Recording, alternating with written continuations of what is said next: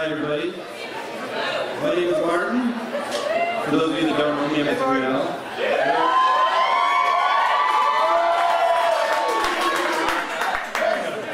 Now, I've never done anything like this before, so please be gentle with me. Doing stand-up is one of the items on my bucket list. Now I know what you're thinking, just in time, right? I am a little bit older than most of you. I'm 36 years old. But I really had no idea how old I was until first year when Professor Blakey told me that I was too old. When Professor Blakey tells you you're too old, you know it's a bad sign. I immediately went and finalized my will. I stopped buying green bananas. It was a big sign.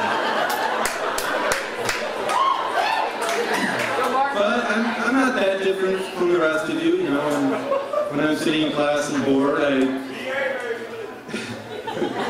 when I'm sitting in class bored, I open up my computer and I may go on, do a little social networking, get on my MySpace.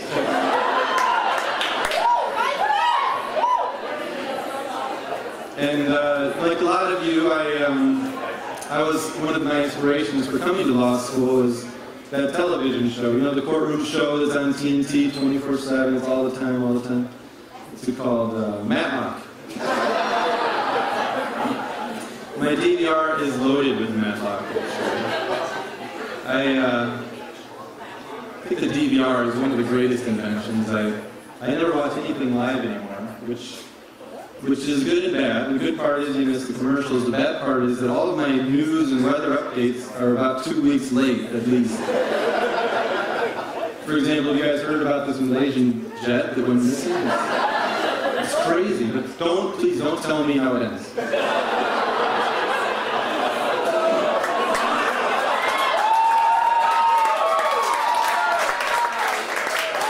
Another great invention, of course, is the smartphone. I have to say that my favorite feature on a smartphone is the e-reader. I like to read books on my phone now. In fact, that's probably the only way I read books nowadays. And for me, it's ended years of embarrassment that I used to feel whenever I carried a book into the bathroom. Now it's become socially acceptable to carry a book into the bathroom. And the bathroom is really the only place I do any like non-law school reading, novels, things like that. When the last Game of Thrones book came out, I had to go on a high-fiber diet, but I finished that book. In 2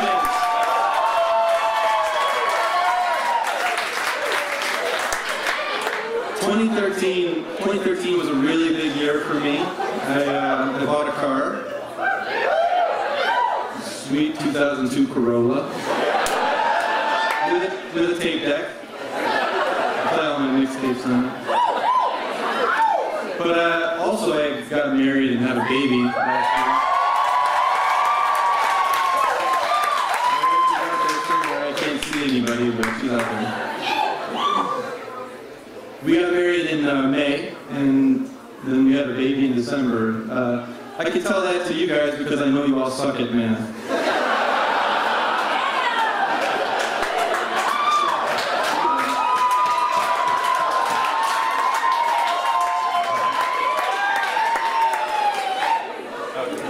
Having kids is great. Now I have a 4-year-old stepdaughter, Maggie, and my baby is now 3 months old tomorrow, so that's very exciting. Having kids is great. Anybody here have kids? Yes, because they're all trying to sleep. Having kids is great, but it does change you a little bit. For me, I know that I think it's made me a little more creative. For example, a few weeks ago, my stepdaughter was asking me to tell her a story. Tell me a story. It's bedtime, so I said, okay. Once upon a time, there was a beautiful princess named Maggie. No.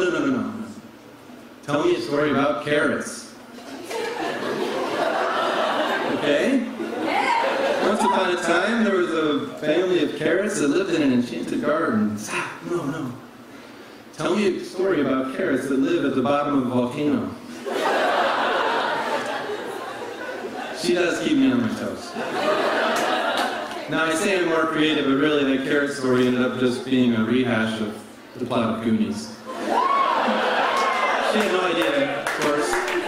She's never seen any movies, really, or read any books, so I just always kind of steal stuff. I had about 2 months of bedtime stories off of Charles in Charge episodes.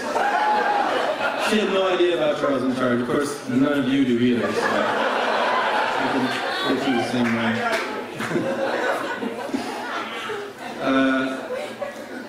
But having a baby is a whole different ballgame. You know, he's 3 months old now. He rolls over, he coos, he smiles, he's really cute. But I think his real future is as an investigator. An interrogator, actually. He, at 3 a.m., after about 5 minutes of crying, I will tell that boy anything. In fact, I think I confessed to the Lindbergh kidnapping last night. But now they say that you should always talk to the infants, and you know they learn the sound of the language and all that. So I do. I talk to them all the time, which is kind of strange. It's strange talking to someone that has no idea what you're saying. Imagine talking to someone whose brain is not capable of understanding a word that you say. I guess that's probably how Professor Cushman feels all the time. But they told me I had about 5 minutes, so I better wrap it up. Like I tell my wife, if I go on any longer than 5 minutes, we'll just get